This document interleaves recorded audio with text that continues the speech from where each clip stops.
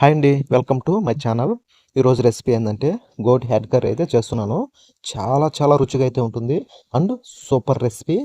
ఈ రెసిపీ ఎలా చేయాలో ఒకసారి అయితే మీరు చూసేయండి.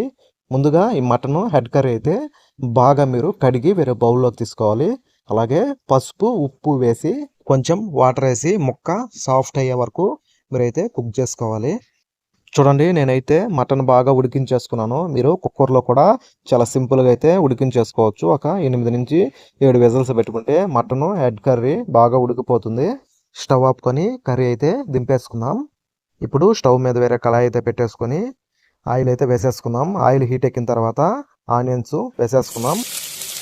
ఇప్పుడు ఇందులోనే బిర్యానీ ఆకులు అలాగే రా స్పైసెస్ వేసేసుకొని అలాగే పచ్చిమిర్చి కరివేపాకు కూడా యాడ్ చేసేసుకొని బాగా అలా ఇలా కలుపుకొని కొంచెం సేపు ఫ్రై చేసుకోవాలి. ఆనియన్స్ అన్నీ బాగా ఫ్రై అయిపోయాయి. ఇప్పుడు అల్లం వెల్లుల్లి పేస్ట్ కూడా యాడ్ చేసుకున్నాము. ఈ అల్లం వెల్లుల్లి పేస్ట్ పచ్చివాసన పోయేదాకా మీరైతే ఫ్రై చేసుకోండి.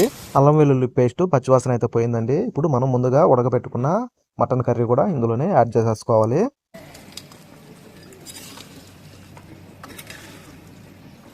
ఇప్పుడు ఇందులోనే 2 స్పూన్లు మంచి ఎర్రటి కారప్పొడి అయితే నేను వేసుకుంటున్నాను. నేను పసుపు, ఉప్పు అయితే యాడ్ చేయలేదు. ఎందుకంటే ఫస్ట్లో మనం వేసి ఉడికించుకున్నాము. మీరు పసుపు అయితే యాడ్ చేయని అవసరం లేదు. ఉప్పు కూడా ఈ కర్రీలోకి కొంచెం మితంగానే వేసుకోండి. ఎందుకంటే ఉప్పు కంటెంట్ ఎక్కువ తెలుస్తుంది ఈ గోట్ హెడ్ కర్రీకి అయితే. అందుకని మీరు మీ రుచికి సరిపడా ఉప్పు అయితే వేసుకోండి. ఇంకొక ముఖ్యమైన విషయం ఏంటంటే చింతపండు పులుసు అండి. కొంచెం అయితే మీరు యాడ్ చేసుకోండి. ఖచ్చితంగా చింతపండు పులుసు యాడ్ చేసుకుంటేనే ఈ గోట్ హెడ్ కర్రీ అనేది రుచి, టేస్ట్, సువాసన అనేది సూపర్గా అయితే ఉంటుంది. ఫ్లేవర్ కూడా అద్భుతంగా ఉంటుంది.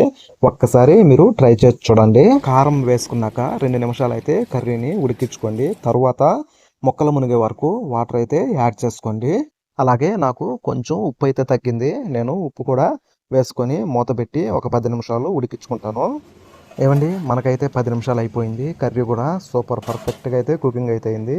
ఒక్కసారి మీరు గరిటతో అయితే కలుపుకొని మనం ఇంటి దగ్గర దంచుకున్న మంచి ఇంగ్రీడియంట్స్ కలిపిన మసాలా పొడి అయితే ఇందులో వేసుకుందాము.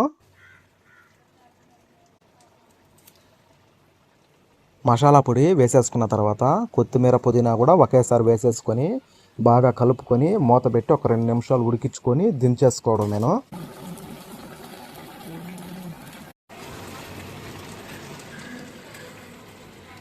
ఇంతేనండి, గోటి హెడ్ కర్రీ అయితే మీరు చాలా చాలా సింపుల్గా అయితే చేసేసుకోవచ్చు. చాలా సూపర్గా అయితే ఉంటుంది. అలాగే వీడియో నచ్చితే ఒక లైక్ చేసి కామెంట్ చేసి మన ఛానల్ సబ్స్క్రైబ్ చేసుకోండి. మరొక మంచి వీడియోతో మీ ముందుకైతే వస్తాను. అప్పటి వరకు సెలవు మరి. Thank you for watching.